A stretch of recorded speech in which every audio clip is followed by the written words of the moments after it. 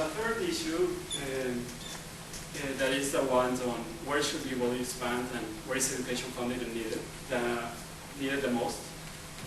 We refer back to a study made by Kimberly Porteos.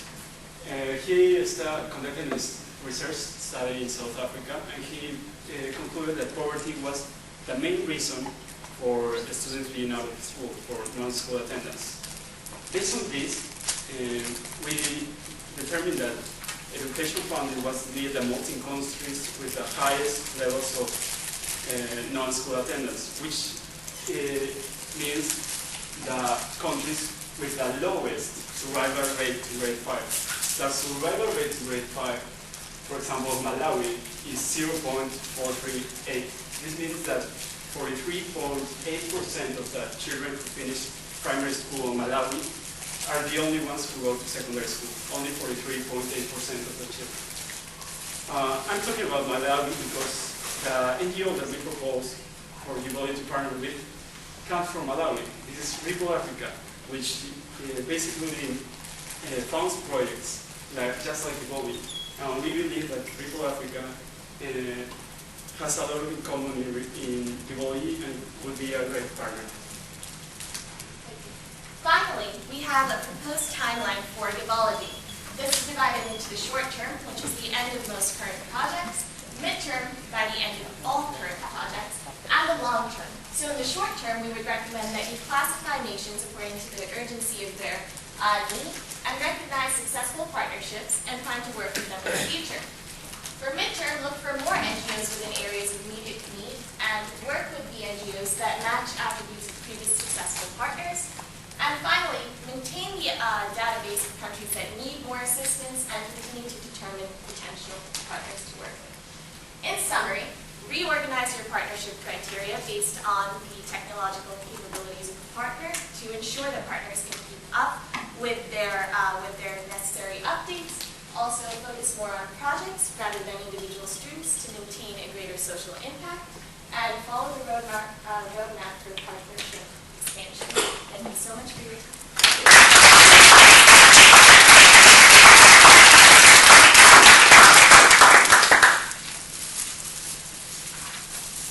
Yes? Did you have the chance to talk to Ripple at all about metrics? I thought it was interesting that you brought up a technology focus, and what immediately popped into my mind is that better technology, perhaps greater visibility into metrics and the impact that's being had. So that's my question related to that.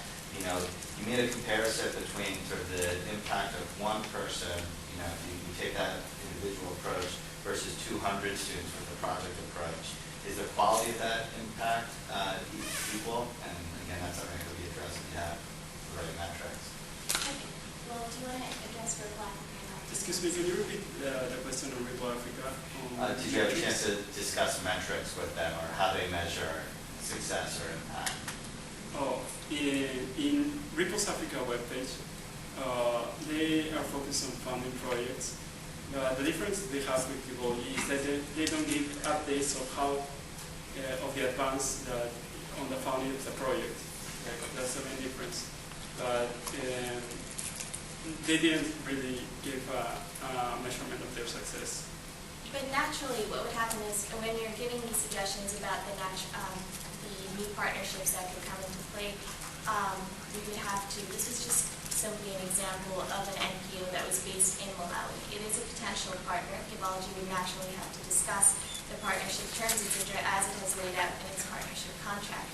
Furthermore, if you, I understand what you're saying about the quality of assistance for 200 versus 1, but think about it this way. If Givology helps that one student, the one student later, after getting $500, doesn't really seem to give anything back to Givology.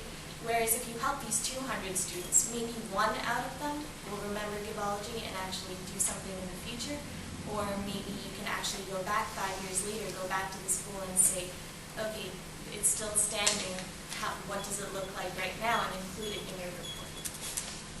Yes? So, kind of off what Neil was asking, so my concern is more around, you were saying that you will get fairly solid impact with the more children, but how do you think that's going to work? I mean, how can you spread it across 200 children versus one? And do you feel that that actually is very similar to many other programs that are targeting children right now? I mean, how are we advancing Givology's differentiated strategy? Okay. Well, I think one of the questions earlier you talked about, I'm sure it was you who asked the question about the personal aspect, and that's really something that differentiates Givology. And what we're doing is we're maintaining that personal touch, which means donors actually get to correspond with some students out of the 200, which retains Givology's differentiating factor. And at the same time, what happens is that these 200 students, like if you take, for example, a current project in Bihar, India that Givology is working on, it provides them with more access to education. So instead of just providing a child like Benin with $500 to go ahead and spend that money on tuition, etc., what Givology would instead be doing is building these libraries, is giving money to build these libraries for more students. And I believe in one of the school projects that's actually being worked on in China, these students have shown a marked improvement on how much they've been reading simply because of the money flowing into building their school, into building their libraries. So there are actually concrete examples of how projects are helping all students rather than just one. And they can be found directly on Givology's page. Any other questions? Any questions from the audience or Givology? In the specific example that you picked of the school, and I believe it's Uganda, and the child attending it, you said he's asking for donations to pay for tuition.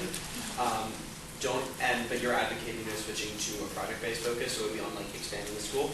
And while that's laudable, aren't you worried that if you shift too far away from providing donations to individuals, you could end up, like you said, building a library, but having no one able to access it?